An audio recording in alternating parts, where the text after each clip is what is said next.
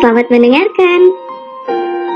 Vino, Andre, dan Vira ikut duduk bersama Zoya. Kau benar-benar Zoya? Tanya Andre memastikan. Memangnya kau pikir aku siapa? Tanya Zoya ketus. Ais, pergi bersihkan wajahmu, ucap Andre tak tahan melihat wajah Zoya. Vino dan Andre duduk bersebelahan. Mereka merasa pintu tahanan terbuka lebar, sehingga tidak ada yang mengganggu kebebasan mereka. Andre, aku tak menyangka si kunyuk sialan itu benar-benar pergi dari sini, ucap Vino memejamkan mata. Aku juga tidak menyangka akan bebas darinya. Sekarang aku bisa bebas menghirup oksigen, Vino, kata Andre tersenyum bahagia. Sudah selesai berbagi suka duka? Tanya Vira pada keduanya. Bagaimana hadiahku? Tanya Vira lagi. Hadiah apa? Tanya Vino balik, pura-pura bodoh. Sepertinya Shirley harus kembali lagi, ucap Vira. Tidak, kau akan mendapatkan hadiahmu, kata Vino sambil berjalan mengambil sesuatu di mejanya. Ini, tambah Vino, memberikan tiket liburan ke negara A. Saat Vira melihat tiket itu, mata Vira berbinar-binar. Pasalnya Vira tidak pernah liburan ke luar negeri, karena tidak diizinkan oleh kedua orang tuanya dulu. Ini terlalu berlebihan. Aku hanya minta ditraktir makan atau yang lain, ucap Vira. Tidak, aku sudah merencanakan ini sebelum kau membantuku mengusir si kunyuk itu, kata Vino. 4 tiket? Tanya Vira bingung. Ya, tadinya aku ingin pergi berdua denganmu. Tapi karena aku kasihan melihat alien ini sendiri di sini, jadi aku mengajaknya. Dan karena temanmu ikut membantu mengusir kunyuk itu, jadi aku tambah 1 lagi tiket, tutur Vino. Jadi Zoya juga akan ikut? Tanya Vira bahagia dan Vino mengangguk. Kenapa tidak mengajak Lina? Tanya Vira, berubah ekspresi menjadi lesu. Sudah, aku sudah mengajaknya, tapi dia tidak mau, karena terlalu semangat untuk mengikuti terapi. Kau tahu, semenjak kedatanganmu, dia lebih bersemangat untuk hidup, dan akhirnya dia mau menjalani terapi untuk menyembuhkan kakinya, tutur Vino. Benarkah? Dia memang hebat, ucap Vira, tersenyum dan Vino mengangguk. Akhirnya setelah beberapa jam di kantor, Vira dan Zoya memutuskan untuk pergi berkeliling, tidak jauh dari kantor. Memangnya apalagi yang bisa mereka lakukan selain makan dan makan? Hai, kita ketemu di sini. Kebetulan atau memang jodoh? Ucap seseorang yang tiba-tiba datang. Vira dan Zoya menatap pria itu dari bawah hingga wajahnya terlihat jelas di mata keduanya. Vira kaget melihat seseorang yang menyapanya adalah Dika. Ini minum, kau sangat ceroboh, ucap Zoya, memberikan air minum lalu menepuk punggung Vira. Kau mau apa kemari? Tanya Vira ketus. Aku? Memangnya kenapa? Ini tempat umum, siapa saja bebas kemari, jawab Dika tersenyum lebar, lalu duduk di hadapan Vira dan Zoya. Ya, memang ini tempat umum, tapi carilah meja yang lain, di sini sudah ada yang mengisi, kata Vira. Hei, kau ada masalah denganku? Kau sangat tidak menyukaiku, ucap Dika. Aku bukannya tidak menyukaimu, tapi aku takut hiu itu sedang lapar sekarang, kata Vira. Dika dan Zoya mengernyitkan dahi tidak mengerti. Maksudku begini, karena memang kau tidak ada masalah denganku, jadi aku tidak ingin mencari masalah denganmu, jadi pergilah, jawab Vira, masih asik dengan makanannya. Dika melihat jam tangannya karena memang hari ini dia ada pertemuan dengan klien. Baiklah, kali ini aku akan pergi, dan kita akan bertemu lain kali, ucap Dika tersenyum pada Vira. Dalam mimpimu, jawab Vira ketus. Ya, memang setiap malam aku memimpikan kamu, kata Dika menggoda Vira lalu pergi. Hei kau! Dika melambaikan tangannya dari kejauhan, tidak ingin mendengarkan kata-kata tajam dari Vira lagi. Di sisi lain, Andre sudah sangat bosan melihat bosnya mondar-mandir semenjak kepergian Vira, dan terus berkata, "Kenapa aku tidak mengikuti Vira?" Kalimat itu hampir 500 kali diputar-putar oleh Vino. "Hah, kau bisa diam? Aku bosan mendengarmu mengucapkan kalimat yang sama dari tadi," teriak Andre. "Kurang ajar, kau berani meneriakiku," teriak Vino tak kalah besarnya. "Aku tidak akan meneriakimu jika kau diam dan bekerja. Jika kau mengerjakan pekerjaanmu dari tadi, maka sekarang semuanya sudah selesai," jawab Andre sangat kesal. "Andre, kupecat kau karena sudah berani mengaturku," kata Vino. "Baiklah, aku pergi sekarang. Selamat mengerjakan tugasmu sebagai mafia dan sebagai CEO. Kurasa kau sudah bisa mengatur semuanya." Lagi pula uangku sudah banyak karena bekerja dari kecil denganmu," ucap Andre dan melangkah pergi. Namun belum selangkah pergi, Vino sudah menarik kerah baju Andre. "Jadi kau ingin meninggalkanku?" tanya Vino serius. Andre mengangguk pura-pura serius. "Hah Andre, kau jahat. Jika kau pergi, aku akan membobol semua uang yang kau simpan, hingga tak tersisa walau 1%. Ancam Vino. "Aku sudah tahu jika aku pergi, aku akan menjadi gembel di lampu merah sana," jawab Andre malas. "Lalu kenapa kau pergi?" ucap Vino meraih lengan Andre seperti orang yang sedang kasmaran. "Aku mau ke ruanganku, aku sudah bosan melihatmu mondar-mandir dan mengatakan kalimat yang sama. Dari tadi," kata Andre. Belum menjawab tuturan Andre, tiba-tiba Vira dan Zoya masuk ke dalam ruangan dan melihat pemandangan yang kurang wajar bagi sesama pria. "Apa yang kalian lakukan?" tanya Vira bingung. Vino dan Andre melihat Vira dan Zoya sudah berdiri di depan pintu. Lalu Vino dan Andre saling menatap dan melihat tangan mereka sedang bergandengan. Mereka segera melepaskan tangan masing-masing, merasa jijik karena tingkah sendiri.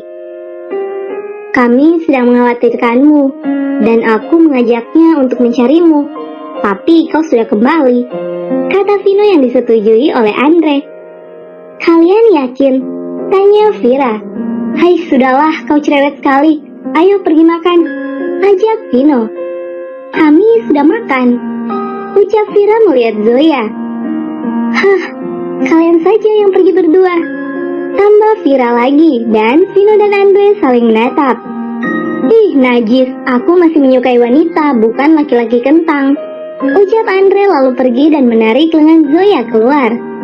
"Kurang ajar, kau semakin berani padaku Andre, kembali kau," teriak Vino. "Hai sudahlah, suaramu tidak bisa lebih halus dikit apa?" kata Vira menutup telinganya. Maafkan aku. Dari mana saja kau? Kenapa baru kembali? Mentang-mentang aku membebaskanmu pergi tanpa pengawal, kau sampai lupa waktu ya?" kata Vino menatap tajam Vira. Vira sudah biasa dengan tatapan membunuh itu, jadi tidak terlalu takut lagi. Tadi aku pergi ke restoran dekat kantor bersama Zoya. Kami hanya makan dan bertemu." Vira tidak jadi melanjutkan perkataannya. Vira bodoh. Kenapa kau ingin menceritakan kedatangan Dika? Tidak, mungkin hiunya masih kenyang sekarang, batin Vira. Vino mengernyitkan dahi. "Bertemu siapa?" Bukan siapa-siapa, kami hanya makan berdua," jawab Vira terbata-bata. "Di restoran mana?" tanya Vino serius. Memangnya kenapa?" tanya Vira balik. "Oh, kau tidak ingin mengatakannya. Baiklah, aku akan bertindak sendiri," ucap Vino serius sambil mengeluarkan ponselnya dan menghubungi Andre. "Andre, periksa CCTV seluruh restoran yang ada di dekat kantor dan cari tahu Vira makan dengan siapa," kata Vino dan langsung mematikan sambungan. Vira kehabisan akal untuk membujuk Vino agar tidak mencari tahu siapa Dika, karena Vira tidak ingin melibatkan Dika yang tidak ada salah sama sekali kan. Untuk membujuk Vino, Vira harus ekstra 24 jam untuk merayunya, agar tidak mencari tahu lebih dalam tentang pria yang bertemu dengannya di restoran. "Vino, kau mengunci pintu?" tanya Vira mendekat Vino, mengambil remote di atas meja lalu mengarahkannya ke pintu. "Sudah terkunci," jawab Vino masih kesal. Ini saatnya Vira. "Sudahlah, dia suamimu. Sekali-sekali bersifat menjijikan seperti ini tidak masalah. Toh hanya dia yang melihatnya. Batin Vira. Vira duduk di sofa dan membuka cadarnya, sehingga kecantikan gadis itu yang memang luar biasa indah dan hanya Vino yang dapat melihat keindahan ini. Vira, jangan gunakan trik itu untuk membujukku, ucap Vino mengalihkan pandangannya. Selain mafia dan CEO, apakah dia juga peramal? Tidak, aku tidak boleh menyerah. Ini demi kesejahteraan bersama, batin Vira. Aku tidak menggodamu, aku hanya sedikit kepanasan, jawab Vira sambil mengibaskan tangannya ke wajah.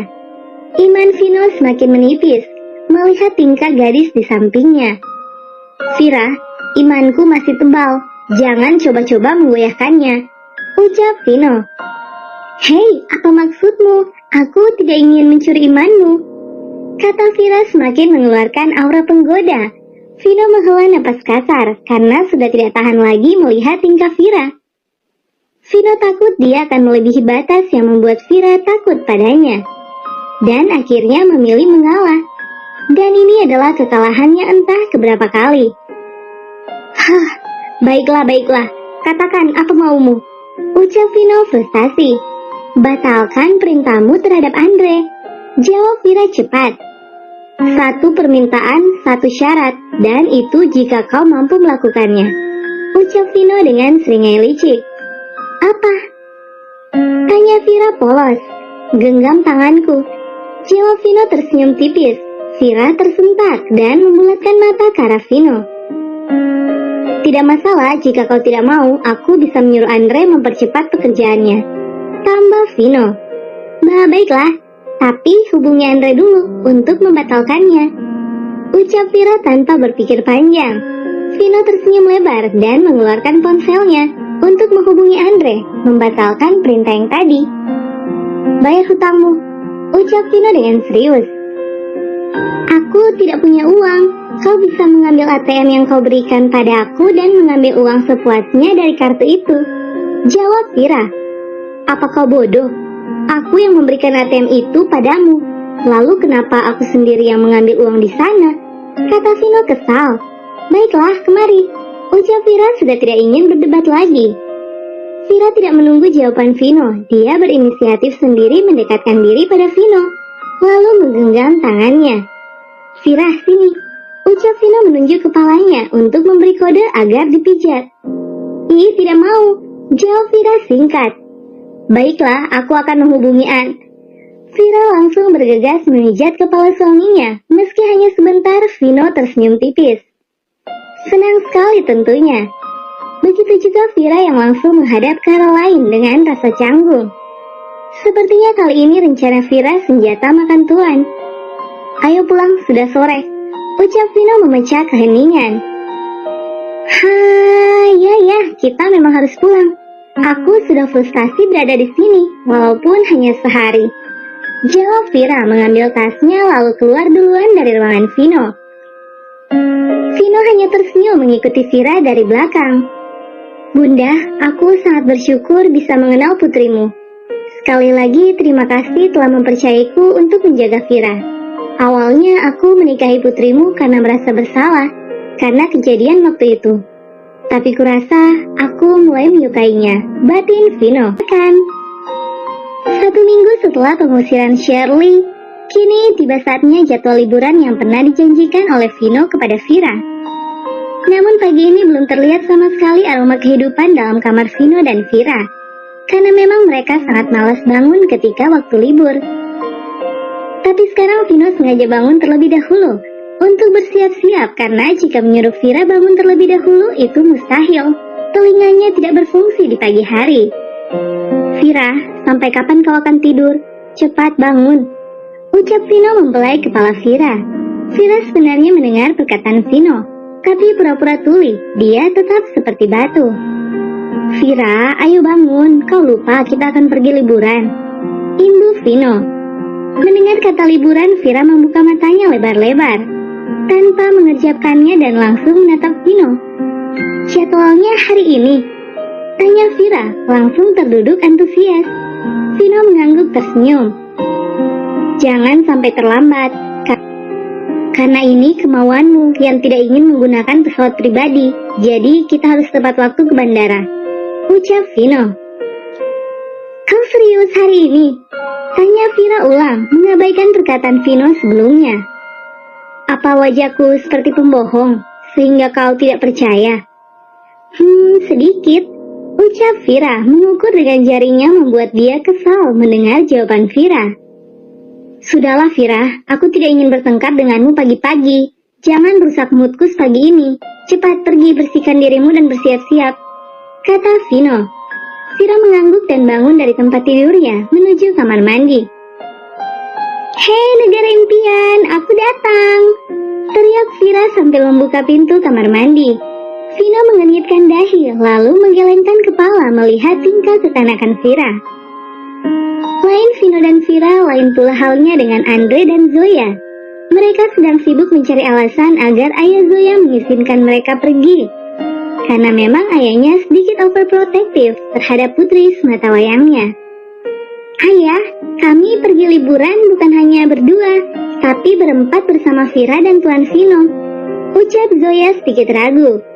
Ayahnya tetap diam sambil menatap keduanya seperti sedang mengadili narapidana. Andre berpikir sejenak bahwa dia harus berhasil membawa Zoya, karena jika tidak, istri bosnya itu akan berubah seperti serigala. Membayangkan itu saja Andre bergidik ngeri. Pasalnya istri bosnya lebih galak dibandingkan bosnya sendiri. Tuan, saya akan menjamin keselamatan Zoya. Anda tidak perlu khawatir, ucap Andre dingin. Ya, memang dia sangat dingin terhadap orang lain, kecuali saat bersama Vira dan Vino. Kenapa memanggilku Tuan? Panggil aku Ayah, kata putra tegas. Baik Ayah, jawab Andre sama tegasnya. Zoya mengenyitkan dahi karena Andre dengan mudahnya menyetujui itu. Andre, aku akan mengizinkan putriku ikut bersamamu, asal kau menjamin keselamatannya dan harus menjaganya di sana, ucap putra. Tentu saja ya, saya akan menjaga putrimu itu sudah menjadi tugas saya, jawab Andre tanpa ragu menatap putra. Putra tersenyum lalu menghadap Zoya. Nyali Zoya menciut seketika. Zoya, kau harus hati-hati di sana, dan hubungi ayah saat kau sudah sampai. Ini pertama kalinya kau pergi liburan tanpa kehadiranku yang menjagamu, tutur putra pada putrinya.